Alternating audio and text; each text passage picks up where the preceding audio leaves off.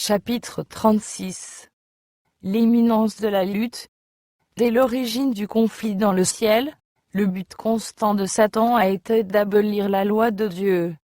C'est dans cette intention qu'il a levé l'étendard de la révolte contre le Créateur, et que, chassé du ciel, il a transporté, et continue infatigablement cette lutte sur la terre. Séduire les hommes, et les pousser à la transgression de la loi de Dieu, tel est l'objet invariable de son activité. Qu'il atteigne son but en faisant rejeter la loi entière, ou en faisant répudier un précepte seulement, les conséquences finales sont les mêmes. Celui qui pêche contre un seul commandement, témoigne de son mépris pour toute la loi. Il devient coupable de tous. Afin de jeter l'opprobre sur les divins statuts, l'ennemi a perverti la doctrine de la Bible de telle sorte que des erreurs se sont introduites dans les croyances de milliers de personnes qui professent la foi aux saintes Écritures. Le grand conflit final entre la vérité et l'erreur est le dernier épisode de la guerre séculaire contre la loi de Dieu. Cette bataille s'engage actuellement. Elle met aux prises les lois humaines et les préceptes de Jéhovah, la religion des Écritures, et celle de la fable et de la tradition. Les forces qui s'uniront contre la vérité et la justice sont maintenant activement à l'œuvre. La parole de Dieu, qui nous est parvenue au prix de tant de souffrances et de tant de sang, est loin d'être appréciée à sa juste valeur. Elle est à la portée de tous, mais peu l'acceptent comme le guide de leur vie. L'incrédulité fait des progrès alarmants non seulement dans le monde, mais aussi dans l'Église. Beaucoup de ses membres en sont venus à rejeter des vérités de base de la foi chrétienne. Les grands faits de la création, tels que les écrivains sacrés les présentent, la chute de l'homme, l'expiation, la permanence de la loi de Dieu sont, en totalité ou en partie, repoussés par une portion considérable du monde chrétien. Des milliers de personnes, qui se vantent de leur sagesse et de leur indépendance, considèrent la confiance implicite au livre saint comme un signe de faiblesse. Ergoter sur les Écritures, et en effacer les vérités les plus importantes à force de les spiritualiser, leur semble une marque de supériorité scientifique. Bien des prédicateurs enseignent à leurs ouailles, et bien des maîtres à leurs élèves, que la loi de Dieu a été modifiée ou abrogée, et que ceux qui croient qu'elle est encore en vigueur, et doit être littéralement obéie, ne méritent que le ridicule ou le mépris. En repoussant la vérité, l'homme renie son auteur. En foulant en pied les commandements de Dieu, il rejette l'autorité du législateur. Il est aussi facile de transformer en idole une doctrine erronée, et une fausse théologie, que du bois, ou de la pierre. Pour éloigner les hommes de Dieu, Satan, en caricature, les attribue. Telle idole philosophique intronisée à la place de Jéhovah, réunit beaucoup de fidèles, tandis que le Dieu vivant, tel qu'il est révélé dans sa parole, en Jésus-Christ, et dans les œuvres de la création, n'a que peu d'adorateurs. Des milliers déifient la nature, et renient le maître de la nature. L'idolâtrie règne tout aussi certainement, dans le monde moderne qu'en Israël au jour d'Élie, bien que sous une forme différente. Le Dieu de bien des sages de ce monde, de bien des philosophes, poètes et journalistes, le Dieu des cercles mondains, de nombre de collèges et d'universités, et même de certaines institutions théologiques, ne vaut guère mieux que Baal, le Dieu soleil des Phéniciens.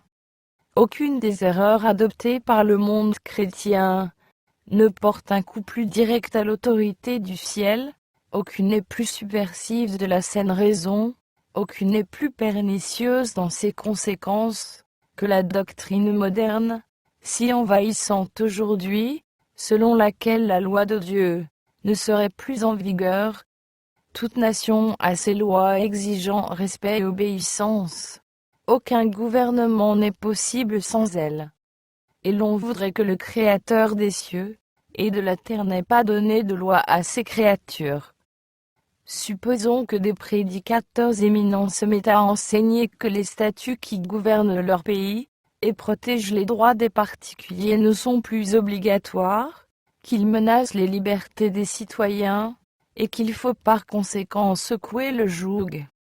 Combien de temps tolérait-on de tels hommes dans les chairs du pays? Or où est le plus grand mal? Méconnaître les lois de l'État et de la nation, ou renier les préceptes divins, qui sont à la base de tout gouvernement. Les nations auraient beaucoup plus de raisons de supprimer toutes leurs lois, et de permettre à chacun d'agir à sa guise, que le souverain de l'univers n'en aurait d'abolir la sienne, et de laisser ses créatures sans règle condamnant le coupable, et justifiant l'innocent. Veut-on savoir quelles conséquences découleraient de l'abolition de la loi de Dieu? L'expérience en a été faite. Qu'on songe aux scènes terribles, qui ont marqué le triomphe de l'athéisme en France. On a vu alors qu'on ne s'affranchit des restrictions divines, que pour subir la plus cruelle des tyrannies. Dès que l'on écarte la règle de la justice, on invite le prince des ténèbres à établir son empire sur la terre. Là, où les divins préceptes sont rejetés, le péché cesse de paraître haïssable, et la justice de sembler désirable. Ceux qui renient le gouvernement de Dieu se rendent impropres à se gouverner eux-mêmes. Leurs pernicieux enseignements font pénétrer dans le cœur des enfants et des jeunes gens, peu dociles, de nature, un esprit d'insubordination. L'anarchie et le libertinage prennent alors pied dans la société, tout en se moquant de la crédulité de ceux qui observent les commandements de Dieu. Les foules acceptent avec empressement les séductions de Satan. Elles se laissent dominer par la chair, et se livrent aux péchés qui ont attiré les jugements de Dieu sur les païens. Ceux qui mésestiment et ravalent les commandements de Dieu sèment et moissonneront la désobéissance. Que disparaisse entièrement la crainte inspirée par la loi divine, et bientôt les lois humaines ne seront plus respectées. Parce que le décalogue interdit les pratiques déshonnêtes, la convoitise du bien d'autrui, le mensonge et la fraude. On ne craint pas de le fouler aux pieds sous prétexte qu'il entrave la prospérité matérielle, mais les conséquences de sa suppression seraient plus redoutables qu'on ne le suppose. Si la loi n'était plus en vigueur, pourquoi se gênerait-on de la transgresser? Rien ne serait plus en sûreté. On dépouillerait son prochain, et le plus fort serait le plus riche. La vie elle-même ne serait plus respectée. Les vœux sacrés du mariage ne protégeraient plus la famille. Celui qui en aurait le pouvoir enlèverait, si tel était son bon plaisir, la femme de son prochain. Le 5e commandement subirait le même sort que le 4e, et les enfants n'hésiteraient pas à attenter au jour de leurs parents, si ce crime leur permettait de réaliser leurs désirs pervertis. Le monde civilisé serait changé en une horde de voleurs et d'assassins. La paix, le repos et le bonheur seraient bannis de la terre. Déjà la doctrine enseignant que l'homme est dispensé d'obéir aux commandements de Dieu, a oblitéré le sentiment de l'obligation morale, et déclenché sur le monde un déluge d'iniquité. L'anarchie, la dissipation, le dérèglement déferle sur nous comme un raz-de-marée dévastateur. Satan est à l'œuvre dans la famille. Sa bannière flotte jusque sur les foyers soi-disant chrétiens. On y trouve l'envie, la suspicion, l'hypocrisie, les contestations, les inimitiés, les querelles, la trahison des affections, la sensualité. Tout le système des principes religieux, qui devrait servir de base et de cadre à l'édifice social, ressemble à une masse chancelante, prête à s'effondrer. Les plus vils criminels, au fond de leur prison, sont souvent comblés de présents et d'attentions, comme s'ils s'étaient distingués par un acte méritoire. Leurs personnes et leurs méfaits sont l'objet d'une large publicité. La presse raconte les crimes les plus révoltants, avec une abondance de détails de nature à populariser la pratique de la fraude, de l'effraction et du meurtre. L'engouement pour le vice, l'insouciance dans le meurtre, les progrès alarmants de l'intempérance et de l'anarchie sous toutes leurs formes, devraient pousser les croyants à se demander ce qui pourrait être fait pour enrayer la marée montante de l'iniquité. Les tribunaux sont corrompus. Le mobile bien des magistrats est le lucre ou la luxure. Les facultés de beaucoup d'entre eux sont à tel point émoussées par l'intempérance que Satan a sur eux un empire presque absolu. Les juristes sont pervertis, achetés ou aveuglés. L'ivrognerie, les orgies, la colère, l'envie, l'improbité sous toutes ses formes, ne sont pas rares chez ceux qui sont chargés d'appliquer les lois. La délivrance est retirée, et le salut se tient éloigné, car la vérité trébuche sur la place publique, et la droiture ne peut approcher. L'iniquité et les ténèbres spirituelles, qui régnaient lors de la suprématie papale, étaient les conséquences inévitables de la suppression des Écritures. Mais où trouver la cause de l'incrédulité générale, de la réjection de la loi de Dieu, et de la corruption qui en découle sous la lumière évangélique d'un siècle de liberté religieuse? Maintenant que Satan ne peut plus tenir le monde sous son empire, en lui retirant la Bible, il recourt à une autre tactique. Ébranler la foi en la parole de Dieu fait tout aussi bien son affaire que de la supprimer. Il réussit aussi bien à faire transgresser les préceptes du décalogue, quand les hommes croient qu'ils ne sont plus obligatoires, que lorsqu'ils les ignorent. Aussi, aujourd'hui, comme par le passé, c'est par l'Église qu'il opère.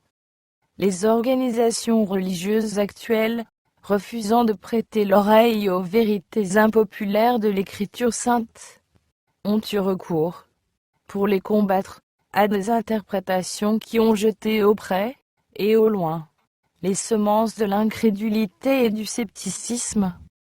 En se cramponnant à l'erreur papale de l'immortalité naturelle de l'âme et de l'état conscient des morts, elles ont rejeté l'unique barrière qui les préservait des séductions du spiritisme.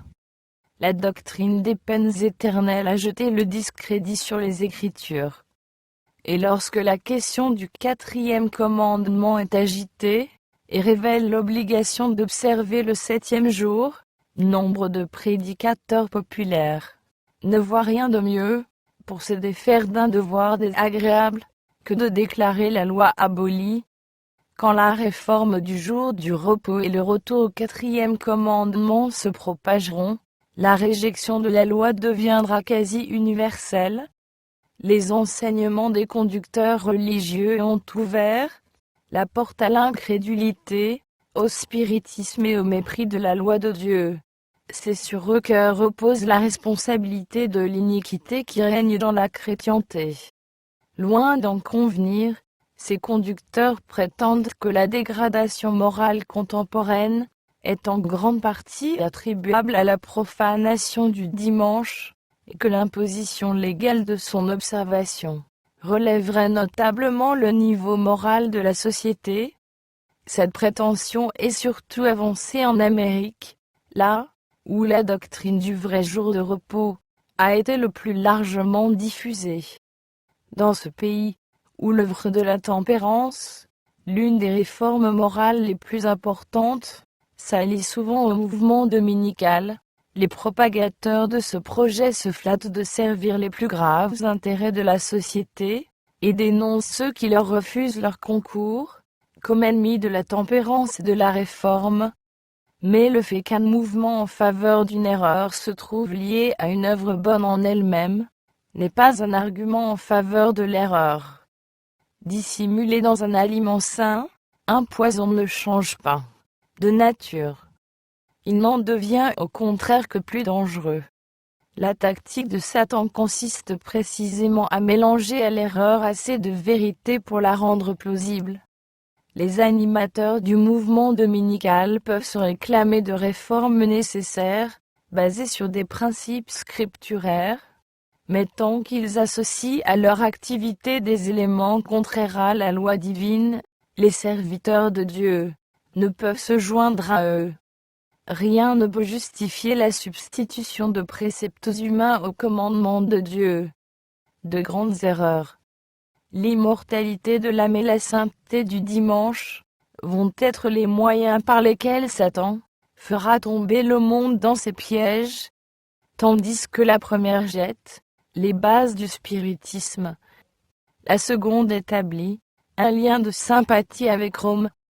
Les protestants des États-Unis seront les premiers à tendre, par-dessus le précipice, la main au spiritisme, puis à la puissance romaine. Sous l'influence de cette triple union, les États-Unis, marchant sur les pas de Rome, fouleront aux pieds les droits de la conscience. En se rapprochant du christianisme populaire, le spiritisme augmente ses chances de captiver les âmes. Satan lui-même, s'adaptant aux réalités présentes, apparaîtra comme un ange de lumière.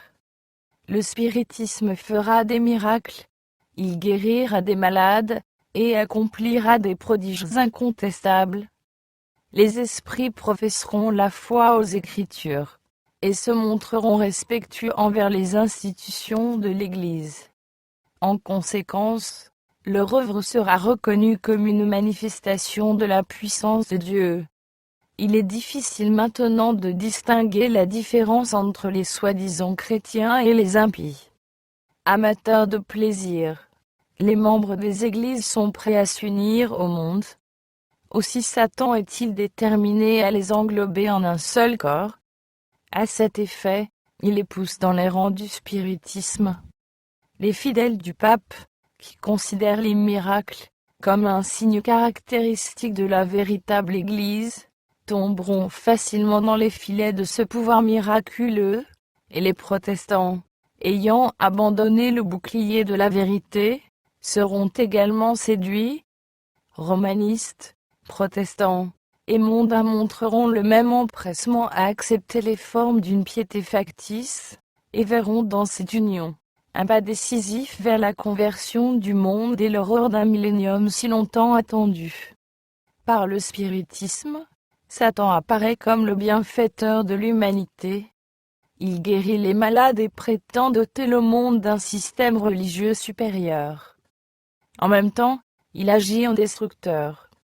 Ses tentations entraînent des multitudes à la ruine par l'intempérance, détrônent la raison par la sensualité, puis par les querelles et le crime. Il fait ses délices de la guerre qui excite les pires passions, puis il précipite dans l'éternité ses victimes ivres de vice et de sang. Il incite les nations à la guerre, afin d'empêcher les hommes de se préparer à subsister au jour de Dieu. Pour compléter sa moisson d'âmes, non préparés à mourir, le tentateur se sert aussi des éléments. Il a étudié les secrets des laboratoires de la nature. Et, dans la mesure où Dieu le lui permet, il use de tout son pouvoir pour diriger les éléments. Quand Dieu l'autorisa à frapper Job, il fut capable de faire tomber en succession rapide sur le patriarche des calamités qui emportèrent ses troupeaux, ses serviteurs, ses maisons et ses enfants. C'est Dieu qui protège les siens de la puissance du destructeur. Mais le monde chrétien n'ayant montré que du mépris pour sa loi, Jéhovah agira conformément à sa parole. Il privera la terre de ses bénédictions, et retirera sa protection à ceux qui se révoltent contre lui, et force leurs semblables à faire de même. Satan domine sur tous ceux que l'Éternel ne garde pas d'une façon spéciale.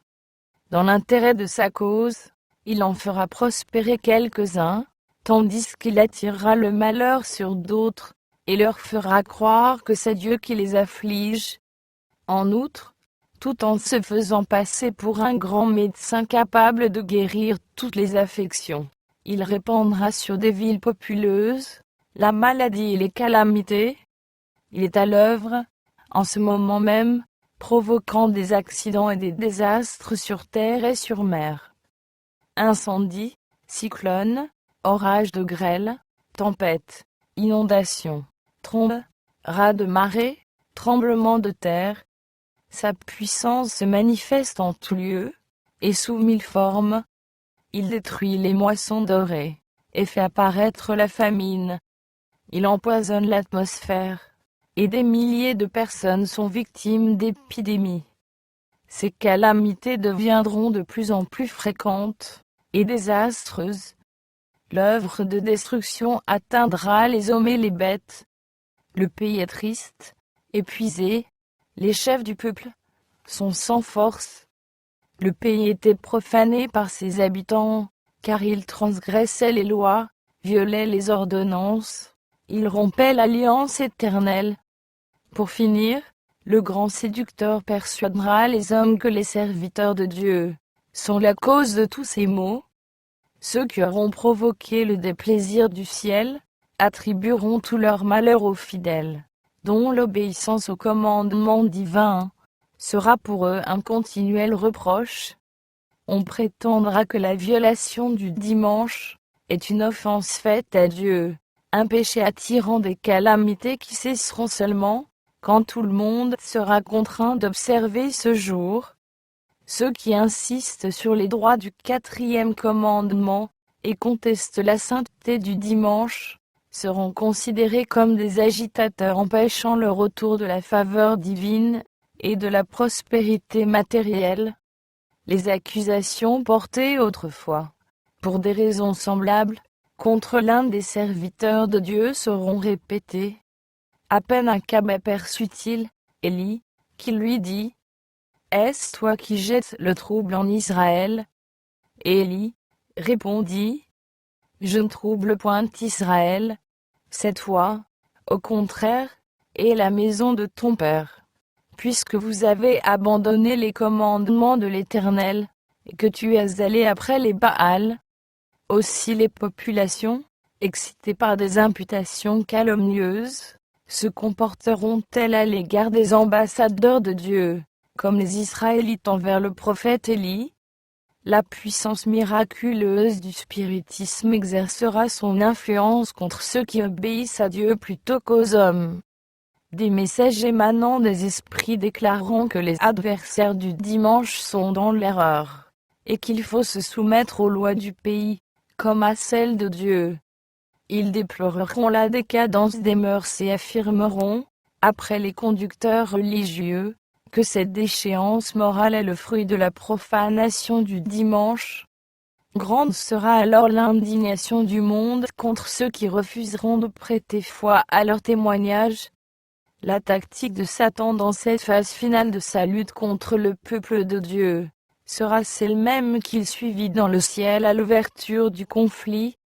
Tout en professant de travailler à la stabilisation du gouvernement divin, il faisait secrètement tous ses efforts pour le renverser, et accusait de ses faits et gestes les anges restés fidèles. La même perfidie a caractérisé l'histoire de l'Église romaine. Tout en se disant vicaire du ciel, celle-ci a tenté de s'élever au-dessus de Dieu, et de changer sa loi.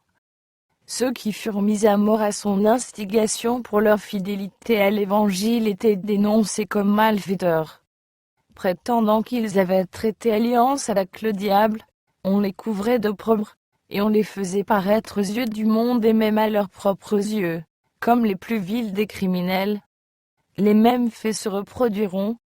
Pour supprimer ceux qui honorent les préceptes divins, Satan les fera accuser de violer les lois, de déshonorer Dieu, et d'attirer ses jugements sur le monde.